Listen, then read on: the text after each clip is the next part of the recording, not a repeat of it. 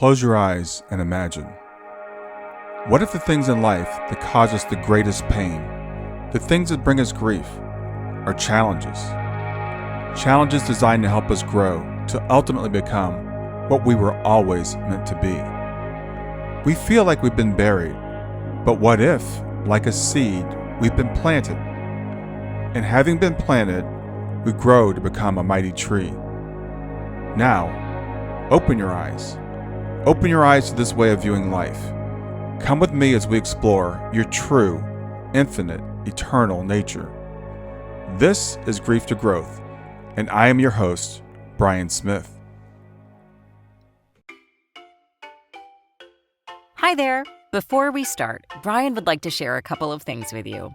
First, did you know that Brian is a life coach, a grief guide, and a mental fitness trainer? Brian would love to help you with whatever life issues are challenging you. Brian has years of experience as well as training. You can contact Brian at www.grieftogrowth.com to learn more. Brian is the author of the best-selling book, Grief to Growth, Planted, Not Buried, which you can get on Amazon or Brian's website.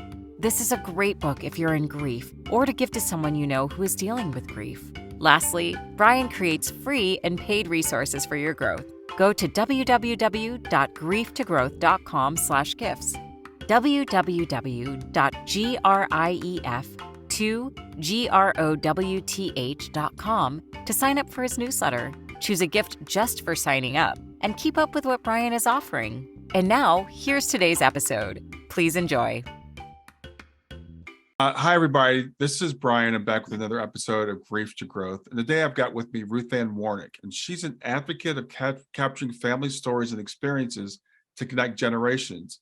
She's a family legacy guide, and she helps individuals glean the most important stories, experiences, lessons, and words of love, and combine them with photos to create a lasting family treasure.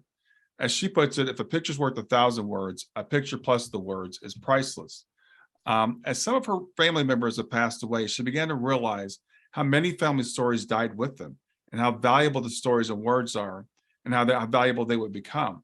So after becoming a certified guided autobiography instructor in 2012, she founded Capture the Journey to help others take action and avoid the regret of waiting until it's too late, as well as to honor those who are already gone. So with that goal in mind, she speaks to audiences of all sizes. She conducts workshops and she shares tips and resources to provide ongoing support.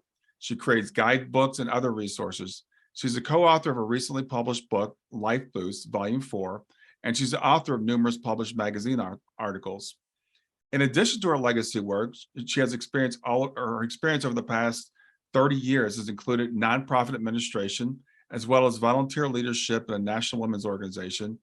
Advancing from the local to the regional and to the national level of leadership, she's engaged, mentored, and trained hundreds of other women to become leaders themselves. So with that, I'd like to welcome Ruthanne Warnick. Thanks so much. It's great to be with you. Yeah, I'm really excited about having you here today. I think this is a very interesting topic. I deal with people mostly in grief, and that's usually after someone has passed. And when I hear about people helping other people build a legacy, that's interesting to me, because I think that's something that when we go into grief, I think we really start to appreciate that. So the first question I wanted to ask you, though, is what is a certified guided autobiography instructor? So guided autobiography is actually a specific method that can be modified, but it's a method of thinking of our families or our stories as not a continuum of your life story, but using different themes to focus on what stories you want to share, capture. So a theme, for instance, would be a branching point in your life. Something that happened to you or something that you caused to happen, because you chose to have it happen. But it's a branching point, a new direction that you took. And how was that an opportunity? Was it something you had to overcome? So that's an example of a branching point. Of a theme that we use in guided autobiography. So it's helping you think about topics that you would write about, as opposed to a chronology, like this is what my childhood was like, or this is what my young adult life was like, and breaking it down in time snippets. It's more about experiences and themes and topics. So yeah, so it's just a method of breaking it down. And was there a particular event that got you interested in helping people develop autobiographies and capturing their journey? So I'd have to say that it probably goes back to when my father passed away, which is now 28 years ago. And even at the time, while I was, heartbroken, it was still some time later that I came to understand that with him went so many stories of his life, of his parents' lives. His parents were both immigrants. What was that like? Their parents' lives. And I realized how much was lost, and it kind of expanded from there. He still has a brother who's still alive, and he's 99. And so I started to just kind of glean some stories from him.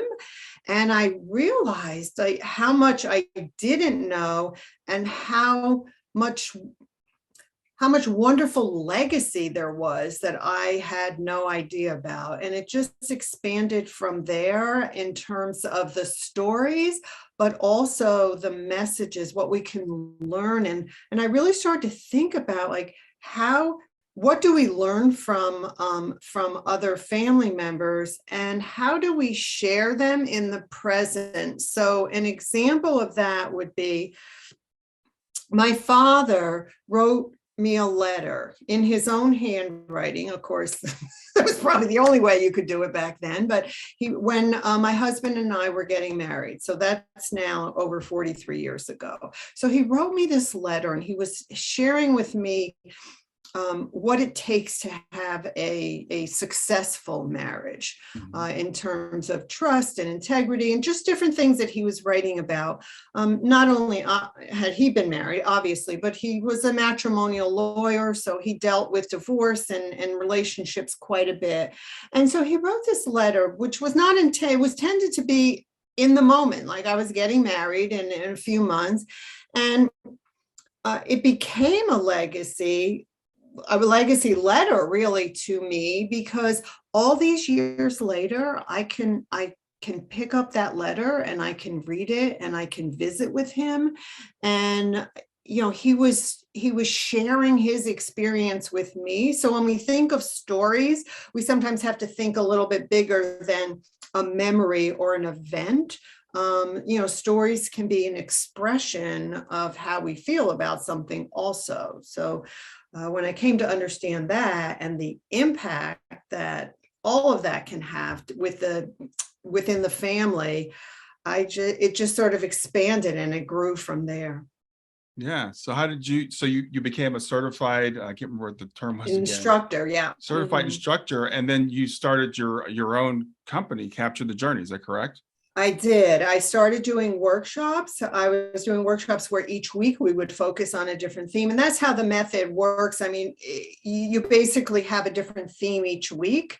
And you write them, not during the workshop, though. You write them at home on your own time. And when you come the next week, you share your story. If you so choose, you share your story with others in the group. So its impact is that you have the experience of writing. So when you think of a memory, it's like, a few sentences, but when you're writing the story, it ends up being much more in depth, right? Because you're thinking about how you felt and what that was like, and even include, all of the senses in it. Then you share it with other people. So now you have the opportunity to share your experience, and they have the opportunity to learn from your experience. So that's really how that method works. I sometimes do it not in a workshop format, because I think that people can still benefit from the concept of using themes to write their stories without always having to be in a workshop. But yes, then I started doing workshops, guided autobiography workshops, and then legacy letter workshops, and it grew from there. So. Okay. So I know you do guided autobiographies. Is there a difference with that in the legacy work? Is that because I'm thinking the legacy work might be with other family members. Is that correct? So the legacy work is it's all really the same bucket, if you will. There's Hmm. different components of it.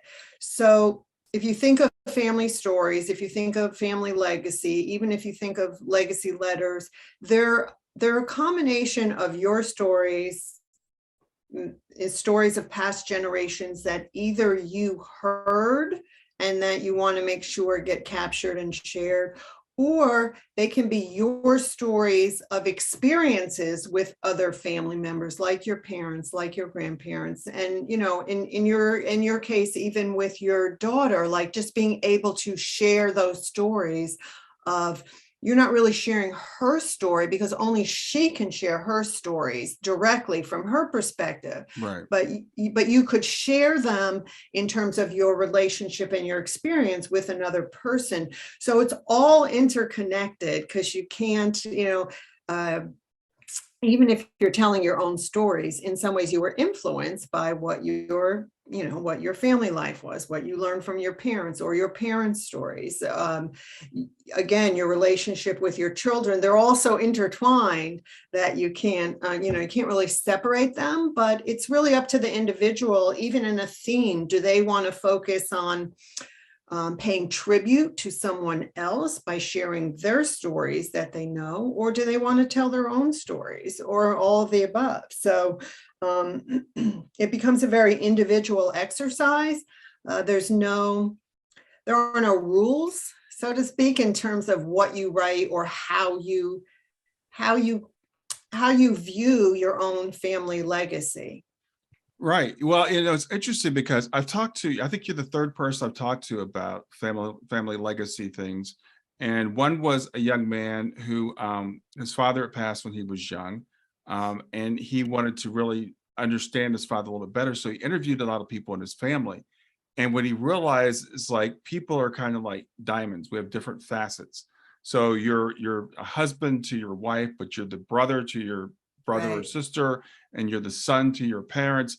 And he just found this really interesting, talking to different people about different aspects of that person. Yeah, that's a really interesting concept. I'm actually working on something right now. I lost my sister about almost 10 months ago, and I'm putting together, mostly for myself, but ultimately I think it will be something that I'll share with the family. But Hmm. I went back and tried to find all the photos I could find with the two of us as sisters. Some of it includes also my other siblings, but it's really this dialogue that I'm having with her in terms of capturing the sister pictures and the Hmm. memories and the stories and what it was like to lose a sister, which is different than certainly than losing a parent. I mean, they all represent some level of loss, right? Hmm. But the relationships are different, right? So if I was to compile a history or a full tribute of my sister, I would get her kids' perspective, her husband's perspective, my siblings' perspective, her close friends' perspective, like you're just saying, right? Hmm. I'm keeping this one focused, and I'm just doing it from my own sister perspective. Sure. But it's an interesting exercise, because sometimes I start to meander into bigger experiences, and I'm thinking, no, this is just about the sister thing. So and again, though, it can be whatever you want it to be. If I think what I'll end up doing is sharing it with my family in a Hmm. way that they can then add, I won't say onto it, but if they wanted to add into it for their own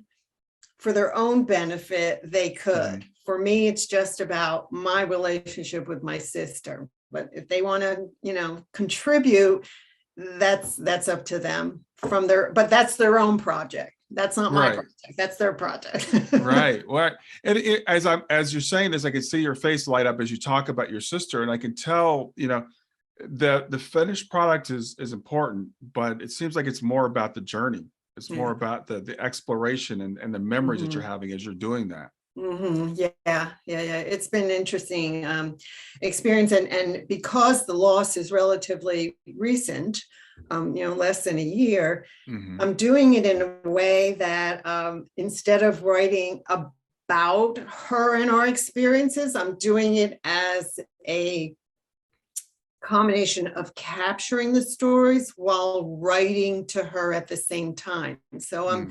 I'm telling the stories as if I'm speaking to her, and I'm saying things like remember when, and kind of writing about the experience, Hmm. but in a more intimate way, right? it's Yeah. it's like I'm writing to her, even though in the physical she's not here anymore. So Well, that's such an important part of going through the grief process, because we have to, in a way, learn to let go of that relationship in the past, but it doesn't mean the relationship is over. We're just forming a new relationship. And mhm. so as you do these memories and as you write to her, as you're still communicating with her, you're shifting that relationship from the physical connection to the other connection that you have now. Yeah. And the other thing that I've noticed, I've lost both of my parents, I've lost friends, I've lost other family members, but there's something about this sibling loss that is Mhm. impacting me in such a different way. But generally, with any of the losses that I've had, I have found that the more that time goes by, in some ways it gets softer or less raw, I'll say.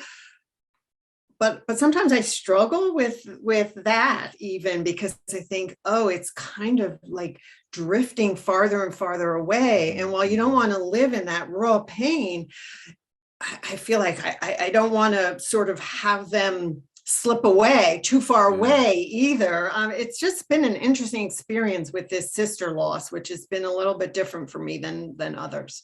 It is. It is. I haven't lost a sibling, and I haven't even lost a parent. I've lost in-laws. Well, my mother-in-law has dementia, so she's Right. practically gone, and my father-in-law did pass from dementia. And when you lose someone on your same level, let's say like a sibling, that's different Hmm. than a parent. And when you lose Hmm. someone, a generation behind you, that's an even different experience. Right.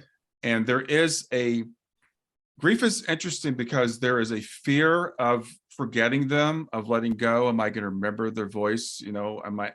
And as we start to heal, they can be guilt. Yeah. Should I get over this? This is such an important part of my life. So that it's a very complicated thing, and Yeah, it what you're is. doing is allowing you to feel, all of those feelings as you're going through this experience, Mhm. and again to reinforce the fact that your sister will always be with you by remembering these stories. I love the way you said you're sharing them with her. You're saying, remember Mhm. when. I think that's really Yeah, important.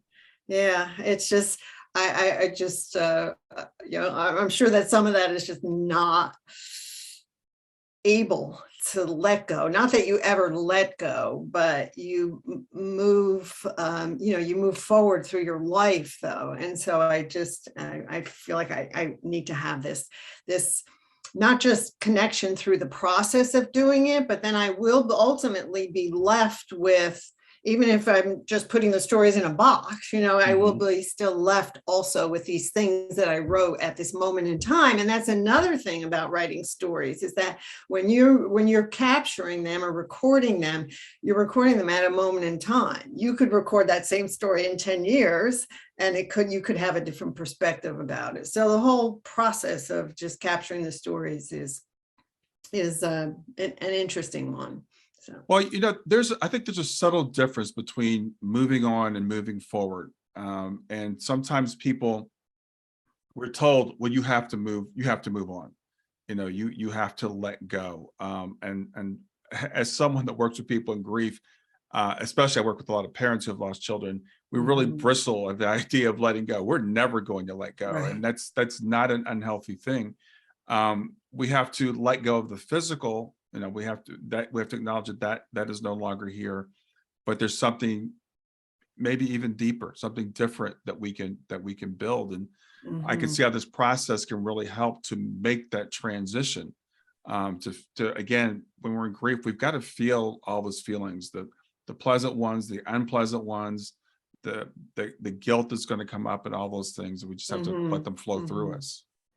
And there's an aspect of the stories that also in some ways allows that person to continue to live on through the future generations. So when my mother passed away, which was 5 years ago, but many years after my father passed away, I decided I needed to do some sort of tribute to them. And while it was less about the in-depth stories, it was kind of a high-level overview of their parents, how how they got to the United States, not so much as a genealogy, but just a perspective. Okay. And then it was meant to be a tribute to my parents of what were the highlights of their lives, whether it was through their careers, their volunteering, their having children. And I added photos to it as each of their children married, and then we had children, and now we're into the next generation after that. And I put that together as a means of making sure that all those generations continue to get passed down through the generations, because I feel like, well, I'm going to say this in the reverse. I don't want to feel like they lived and they passed away, and that somehow they'll don't know why I'm struggling with the right word right now, but they will somehow, it's almost like I feel like I need to make sure that they continue on through the generations. I don't know, I have to know every story and every aspect of their lives, but I feel like they had to have mattered in our family. I guess that's a word I'm trying to think of, that they mattered. They mattered not just to me, but their parents mattered to them. And it's this continuum of, if I don't do that, then my kids won't know, their kids won't know.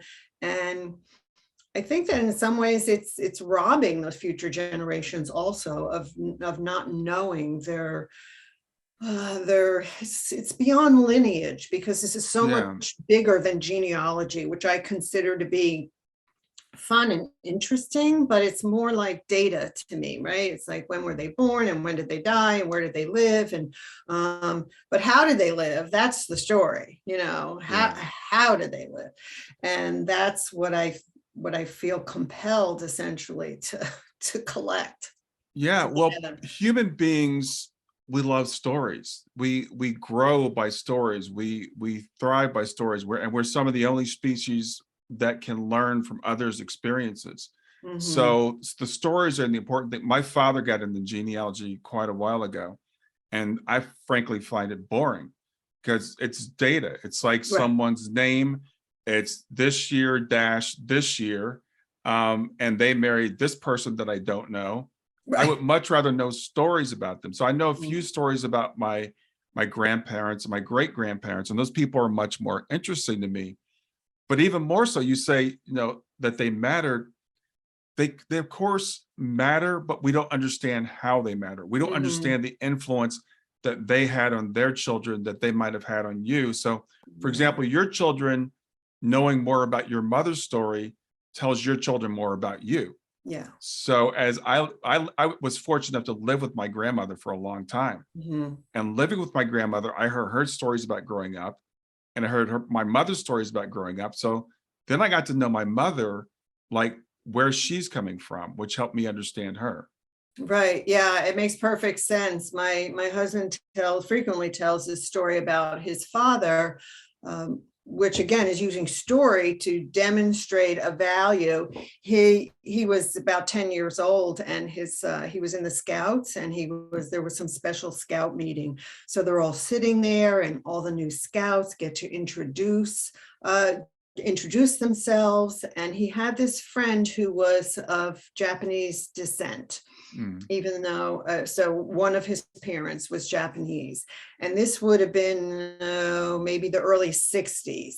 So there was still a lot of sentiment about Japanese in this country following World War II. So this young boy gets up to introduce himself, and the scoutmaster, the leader of this meeting, made the most unbelievable comment, and I'll give a soft version of it, which basically said, we don't want your kind here. So, but he said it in a much less kind way than that, and the room was just silent and no one spoke up. I mean, you can tie a lot of that to what goes on today, but so no one spoke up. And this boy and his father got up and left the room. They were humiliated, of course. And my father-in-law leaned over to my son, who was, again, he was 10 years old, and said, if they're leaving, we're going with them. And they got up and they left, and they never went back, because that was just not a troop or an environment they were going to be in. And that lesson was so profound to my husband. It explains in a story why he has the values he does, why he respects people as individuals, not as part of, some larger group, and how we've instilled that in our children. But we can use story to say, that's an example of how I learned that and why I demonstrate that now myself. So just that one story can teach so much about who their grandfather was. Like when we share that with our children, who their grandfather was and what his character was, how my husband, came to have the values that he has. And then, of course, they get to also understand how people just formulate these opinions of groups of people, as opposed to individuals. I mean, when my daughter was young, she used to say to me, Mom, why are people so mean? Why are people like that? I mean, when she was a young child. Now, I don't know if that was because of things that were going on in school. I have no idea, but it was very interesting question for a young child. But I couldn't really, I couldn't give her an answer except to say that's kind of learned behavior. Just like values and good character are learned behavior, the other is also learned behavior. So I guess I went off on a little bit of a tangent there. But what I'm saying is that that's the power of stories. Is like, why does someone act like that? When you understand their stories, where that came from, you get insight into who they are. Yeah, and that goes both ways. There was a class I took many years ago. It was fantastic. It's called "What You Are Is Where You Were When," and the guy talks about the fact that we're all products of our environment, at least to a certain extent. So I love to get to know people's backstory, because then you can relate to them much better. So my father-in-law is a Black man. He's passed away now, but as a Black man, he was raised in the segregated South. And, so I met him when I was pretty young, 35 years ago. And, he didn't really trust white people very much. And I'm like, well, that's kind of racist. That's not really a good thing. But then I started hearing his stories about what happened to him as a child growing up in Kentucky in the segregated South, when he was delivering groceries and he wasn't even allowed to walk in the front door, things of that nature. So you understand where people are coming from. It really helps you to have more empathy for that person, as opposed to, that person's just racist. They're just, they're a bad person. So we're all coming from somewhere. And I love, with your, doing this project, again, we could find out from our families some positive aspects maybe, but also why there's maybe some negative aspects of our family, some things we need to break. Right. Absolutely. That's absolutely true. And there are many stories like that. And having just moved back to the Pacific Northwest from living 30-ish years in the South, that was an interesting experience for me, actually, because I was raised in the Northeast near New York, in a very diverse community. And of course, New York is very diverse. Now, it's true, I was living outside of Atlanta, but when we first moved there in 1990 to Alabama, I was really quite concerned myself, talking about like, what is your story and what is your history? So I was a Jewish female from the North. And so that was my experience, right? And so now I was moving to Alabama, which I had all these stories in my head about what that might be like before I got there. And interestingly, some of it played out and some of it didn't, but it was based on my concerns and my fears from the stories that I knew about, whether it was racism, anti-Semitism, all those things, all those isms that make up your story, right? Yeah, exactly. Yeah, exactly. And like I said, with this, with building this legacy and understanding and diving deeper into our own backstory, because a lot of times we don't even understand our own motivations, right? Things happen to us, but we don't really process them. We don't think about how they impact us. And I like what you're saying. This is not just, let's just do a timeline. Let's do thematic things. Let's talk about things that changed in my life, or things that either set me on a different course or I decide to take a different course. Or why you even make decisions, which is related to taking a course, but a path, but just any decisions that we make are all influenced by that. You were saying something earlier that reminded me of when I was in high school, without completely dating myself, but when I was in high school in the late 60s and early 70s, there was a lot going on in this country at that time with civil rights, and my high school was very diverse. So there was a lot going on in my high school as well. And I wonder how the different people in my high school now, these many years later, how all of that influenced them, either in a good way or in a bad way. Like for me, it helped me understand not only the challenges and struggles of racism and civil rights. It really helped me understand what that really was, because when I was growing up, I didn't really understand all the civil rights issues. So in high school, it kind of was blowing up in the country, and it was blowing up in my high school.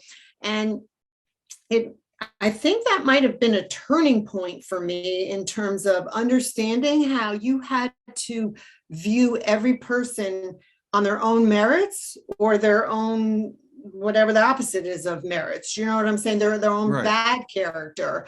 And now that I'm even talking about this at this moment, I'm thinking, yeah, that was probably a turning point for me, not in a moment, but in an experience over years, to say, I can't say that, all of this group people are bad or good, or just like you can't say that about any group, whether, for me, it's being Jewish, or, whether you're, Asian. It's just an interesting perspective of understanding why people are the way they are. Not that you have to always get so deep about it.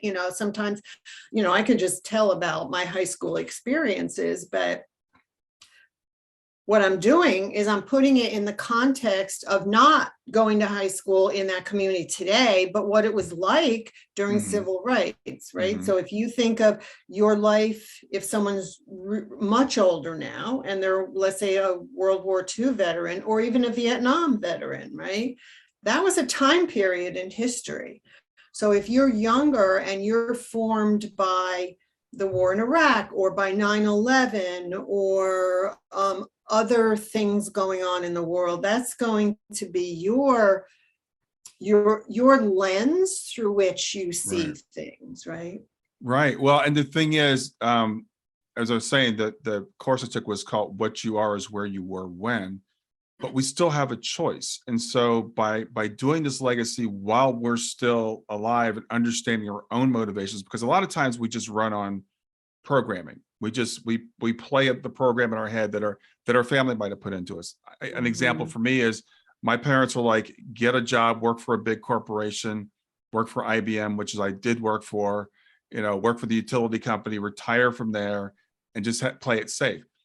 Owning your own business was not something people in my family did, and they thought it was a bad thing. My uncle owned a restaurant and struggled and worked really hard. So my parents looked at owning your own business as like something you don't want to do. And so I had to realize at an early age, it's like, that's their thing. That's not my thing. And so when I decided to start my own business, my parents were like, are you sure that's what you want to do? You don't want to, continue to work for a big company? And I'm like, no, because I realized that was a value that they had, not a value that I necessarily had. So I just finished up a long-term program that I was in, and in the very beginning of it, we had to identify what our point of view is. It doesn't have anything to do necessarily with your business, but it could, but it doesn't have to. It's the lens through which you see the world. And you just made me think of, my point of view is that other people don't determine what you're capable of. Only you allow them, you become influenced by what they think you're capable of. And that's where you run into trouble, right? So this, just what you're saying right there, like completely spoke to my point of view, the lens through which I see. And I think of all the decisions that I made based on being influenced by other people, saying what I could do, what I should do, you're not really capable of that. And so it's the same thing, like you're saying with the, doing your own business, you have that choice to be influenced by them or not. They don't get to determine that. We determine it, but we allow ourselves to be influenced by the outside. So that's. Yeah. And I know you work with a lot of women, and I know that, speaking stereotypically, but stereotypes have reasons. Women are not really taught how to be leaders. And we've gotten better, but suddenly women are taught, kind of what I was taught, like just go get a job and don't try to step out and be a leader. So I love what you're doing, helping people to break that mold. And again, I think this legacy project could really help with that, to help where some of these things might have been formed, because people will try to put us in the box. It's not a bad thing. They think they're doing it for our protection, but they will put limits on us that we don't have to necessarily accept. Right. That's right. So yeah, speaking of women and how being a woman can influence you, I just finished writing an article for On Purpose Woman magazine, and this particular article, it was called Motherhood, Mentors and Me.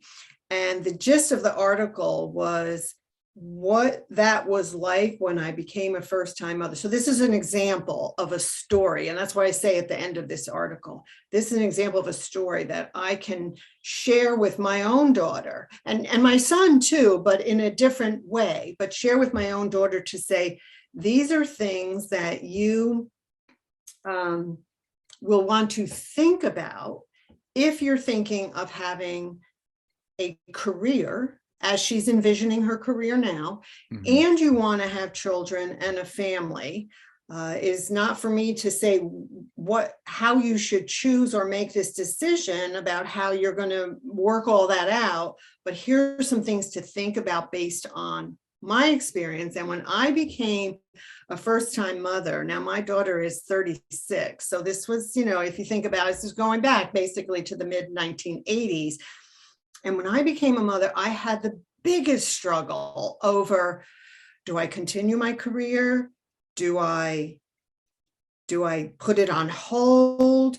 I allowed the outside world to somehow belittle motherhood, and to say, oh, well, if I don't continue with my career, then I'll just be a mother. And I was like, oh my God, the word just, like, do not use the word just, right? And so it was a huge struggle for me. Now I don't know if it's a bigger struggle now or less, because I think maybe now women are expected to have some career. So maybe it's even a worse struggle now for women to say, I'm just a mom, or I'm going to take these 8 or 10 years off and then go back to my career.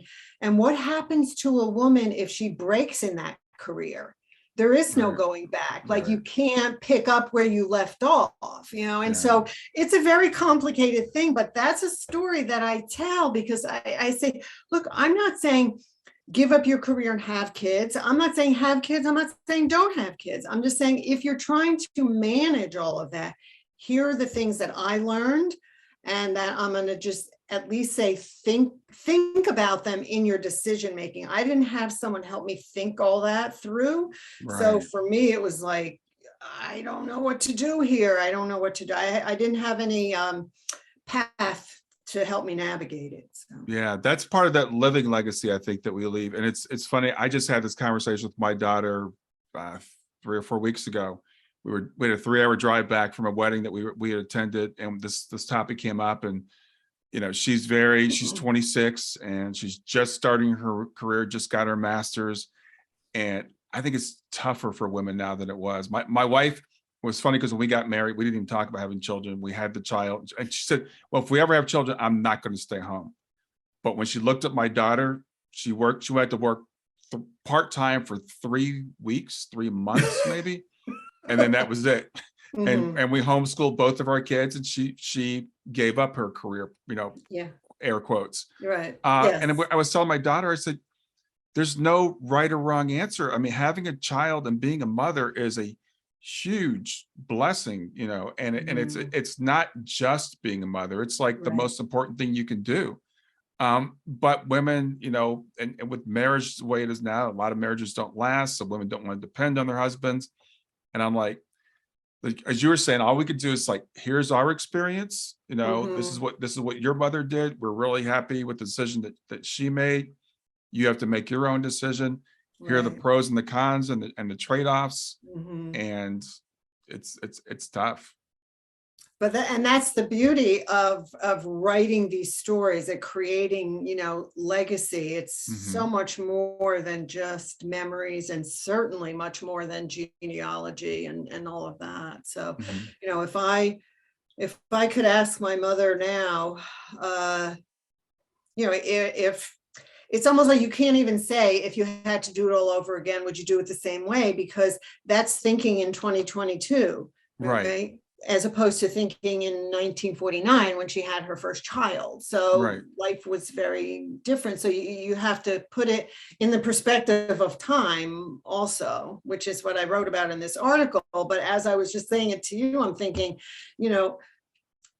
there was, while we had the choice to have a career or whatever back then, there was not really an expectation that you would or you wouldn't. It was just kind of, you just did what worked for you. Whereas now I think there is an expectation, like there's so much the other way that women are expected to achieve and succeed, or however you define that. And so then what if that's not for you, right? So, well, I was saying to her, I said, in the scope of history, and this is why it's important to know history, women weren't really in the workforce until the 1940s, when they needed to go into the workforce because the men were all off at war. Right. Before that, there were traditional roles, which people buck against now, but I call it a division of labor.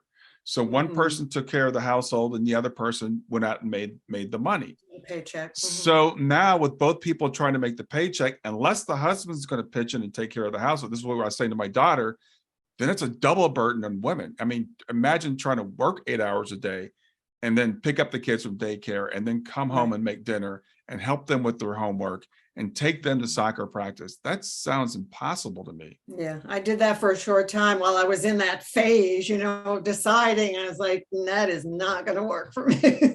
Yeah. But I think I think of, like, for instance, with my own mother, like all the volunteer work that she did. I mean, Mhm. magnificent things she did for no pay, we'll call it. But Right. the payoff was really much greater than if she had gone to some job, sort of Absolutely. thing. So A- that's a lesson also. There are different ways to contribute to your family and your community without there being a paycheck. So there's lots of lessons, lots of stories, lots of, some of it is family history, which is Mhm. also important, but they're all in the story. So on my father's side, both his parents were immigrants. My mother was already second generation. My husband's family came to the West, came to Oregon in the 1870s, 1880s, something like that. I'm thinking, Mm. now there, those are stories too. Like, why would you do that? How did you do that? How did Right. you get here? What was that like? And that's 100 and whatever years ago now, 140 or 50 Yeah. years Yeah. ago. Yeah.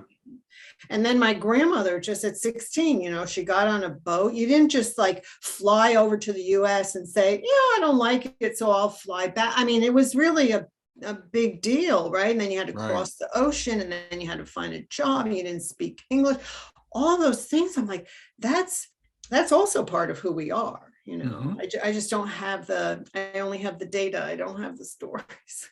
Yeah. Well, I Yeah. think the stories are really important. And it's great that, we are at a point now where we have the technology to capture some of this stuff, and to Mhm. keep passing along to future generations. And again, because things have accelerated so quickly, the way the world has changed, at least giving them the little bit of wisdom that we have from when we were coming along, and Right. decisions that we make can give them another data point to make their decisions Mhm. as they go forward, and help people understand, like you said, that the value of, like, my grandmother living with us when I was a child was so huge. She lived with us for Mhm. like 13 years, and getting to hear her stories firsthand, and watching the Mhm. way that she cooked, and hearing about the way she grew up was a really big part of who I am today. And she passed Mhm. away 40 years ago. Mhm. Well, hopefully you're capturing some of those stories and getting those down in writing too, the stories you remember from your grandmother. So yeah. Yeah, yeah. Well, that's a big what I'm doing right now is part of that. The Yeah. reason when Shayna passed away a week later, I started a blog, and I blogged pretty much every day for the first 4 years. And I still blog a couple times a week, Mhm. and I'm like, in case Kayla ever wants to see this, in case she Yeah. ever has children, that they want to see that. My grandfather was a pastor, and he wrote a lot. So I do have some things from my grandfather, and I'm Mhm. like, I want to leave that. And I love what you're Right. doing, helping other people to formalize that process. So, Right. tell me a little bit about the process. How does the process work? So there's different aspects to it. One of the things, I have a free download on my website. It's basically, you brought up technology. So I say to people, look, don't worry about the finished product right now. Don't the Right. goal is the two of them. One is to actually, capture them so that you can share them. And the other is the experience of doing it and gathering them and capturing them is an experience in and of itself. So I talk about, 7 no tech, low tech ways to capture family stories. And you mentioned technology. So, you have your phone and you have Zoom and email. I mean, there's so many ways now to get the stories. If you have older generations who are still living, they are like a gold mine for you. So when you're done listening to this podcast, you should call them, email them right away Right. and get the Right. stories that you can, while you can, because regret is a big, big piece of it. So I say, okay, focus on getting the stories. You could have them in your phone, typed up or in a box. That's the focus right now. Then you can be more creative about what you're going to do with them, and don't focus on it. But there are other ways that people can be more deliberate and intentional as well. For Mhm. example, when my mother turned 90, we decided that we should create actually a tangible gift for her. So we did have the end in mind on this one. And we had Mhm. all of the children and our spouses and all of our children, so her 9 grandchildren, and we all submitted to me. Everybody could submit 3 photos that represented, that either had grandma, her in it, or was something about her, a special memory. And we all wrote about something special that we learned from her, or that was meaningful to us about having her in our lives in some way. And we gathered all of those and we made those into a book to present to her in the present. So she had the opportunity to see it herself rather than write about her later, which would be something she would never see, right? We took the opportunity to say, look, if someone's alive today, share it with them now. And that's why I focus on these legacy letters, because one of the things I like to talk about is that if someone passed away, or when someone passes away, right, and you're asked to deliver the eulogy for that person, right, we have all these accolades and how wonderful they were, and whether they were a friend or whatever they were. And it makes me think is that the one person who really should hear all those things is the one person, right, who's not here. So it's an exercise that I do in my legacy letters workshop, is to say, if you're writing a letter, whether we call them letters in quotes, and it can be a simple letter, and it can be much more creative. But I say, okay, think about it this way: if you're passing some message on to your children, or you want to write to your parent about lessons learned, if you were delivering their eulogy right now, like, what would you say to them? What would you say about them? So that can be part of what you want to pass on. Like what is, how would you affirm this person in the present versus, saying it as a past tense, they were this. So, so in terms of the ways I work with people, I work one-on-one with people if they have a special project, like I was mentioning the one that we did for my mother. So there can be special projects or a special person that they want to honor, like maybe one grandmother, that's up to them, whatever, that's a very individual conversation that I have with them about what they're hoping to accomplish. I do workshops, and I'm actually just about to launch my guidebook on writing legacy letters, and it's called The Important Things, What I Want You to Know. And it's really a step-by-step guidebook of how to figure out what to write, what, if you're going to include photos, what photos to include, what it is that you want to say and who you even want to write to. So I do workshops around that. And, as I said, and then this guidebook, and I have other resources as well. So I can do it both ways, in a group setting or in a one-on-one situation. And again, with today's technology, all that can be done, virtually. Right. So I can do a workshop with, people from anywhere in the world, essentially, or even doing the one-on-one, it can all be done with scanning and with Zoom and all of that, interviewing. And so that's how I like to work with people, is really to get, I'm not doing it for them.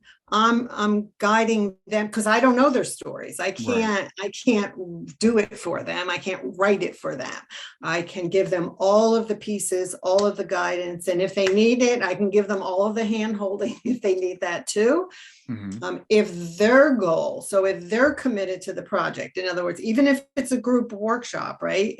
If they're making it a priority and they're committed to the process and its completion, then I'm happy to help however I can. Okay, great. So you said the guidebook that's not quite out yet, or is that coming soon? Yeah, it'll be by the end of October. So that's really coming. Yeah, that's really coming soon, and it'll be digital. And I will have a fabulous launch opportunity. So I hope people will take advantage of that. It is it's a do it on your own, because some people, the days of the workshop don't work out, or they're more of a do it yourself. What I say to people is that if If you're not going to do it though, then please, either reach out to me or make some sort of commitment to do it, because it's not that people can't do this another way. What I say is you can, but will you? So in other words, if you don't have the structure of the workshop or the structure of the guidebook or or even a one-on-one situation, it's like many things in life. It just time kind of has this way of just wandering around. Yeah. Well, we all have so much to do, and so many times the urgent crowds out the important. So we spend all of our life chasing things that are urgent, and we don't get around to the things that are important until it's too late. And we all have limited time here, and we don't know if it's going to be us. We assume that our parents are going to go before we do, but we don't know that. So we have to work on our own legacies as well as capturing the legacies of those people that we really want to have that, while they're still here. So having an intentional way of doing this is a very important thing. Yeah, I work best with deadlines. I think most people do. If I know, I have to get something done by a certain time. And of course, something like, talking about, legacy capturing and story capturing, there's never really a deadline unless you self-impose one, because you're committing to getting it done. So in the case of my mother, yes, it was her 90th birthday. So we had a very clear deadline. But if you don't have something like that, you have to create a deadline, which just means you're committing to getting it done. And it's only the individual can determine how important it is to them. Well, what I can share with you is the number one thing that people say to me when I share what I do. The number one thing people say is, I regret. That's like the first thing that comes out. I regret that I didn't either say it, write it, capture it, share it. I didn't get around to it. Like, yes, someday I'd like to do that. And I think there is no such thing as someday, there is, but it never comes. Let's put it that way. Someday is not a deadline because someday never comes, right? So, or almost never comes. So it's a matter of having a deadline, just like anything else. If you have something due, if you have something, no matter what it is, whether you're an entrepreneur, whether you're not in the working world at all anymore, whether you're an employee, right? If you have a deadline, you have to get it done. And this is just a deadline you have to impose on yourself. Well, the thing is, we all have a deadline. We just don't know when it is. So that's why it's important to, I as a coach, I would completely 100% agree with what you said, set a deadline, whether it's a workshop date or and even if it's say 6 months out, but make it a date, put it on the calendar and say, I want to have this at least started by then and have a plan. Like you said, I love what you're doing. I think that everybody should do it.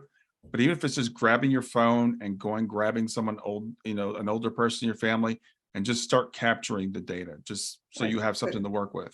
Agree completely. And it's a process. So whatever you have is more than you had before, right? So I just have so many people say, oh, I wish I knew more. I wish I had taken time. And like you said, it's a deadline that you don't know when it's coming, right? Exactly. Right. So, look, I have to impose my own deadlines on myself. I have to say, okay, we have a family event coming up in the middle of November. I am getting my sister's, even though I said my sister's project was really for me, I'm like, no, I'm going to make sure that is done by the middle of November when I'm going to see these people. Whether I decide to share it with them or not is, so I made a deadline. Like I actually made a deadline on the calendar. So, and that clock is ticking. So awesome. Well, Ruthanne, it's been a pleasure meeting you. It's been a pleasure sharing what you're doing, this capturing your legacy. I think it is such important work.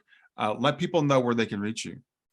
CaptureTheJourney.com is the easiest way to reach me, because if you want to, you'll see my email address there. You'll know if I have any upcoming workshops. You'll know when that guidebook is released. You'll be able to download my 7 no-tech, low-tech ways to capture stories. So it's all on the website. So the easiest thing I can say is CaptureTheJourney.com. And I would love it if you would download my my 7 no-tech, low-tech ways, because then you'll automatically know when other things are coming up, and also any resources, tips, anything that I share, you'll automatically get. So you'll be in the know. Great. Thanks a lot. It's great to see you. Enjoy the rest of your evening. Thanks so much. I really appreciate this time, and I appreciate hearing your stories as well. So thanks so much.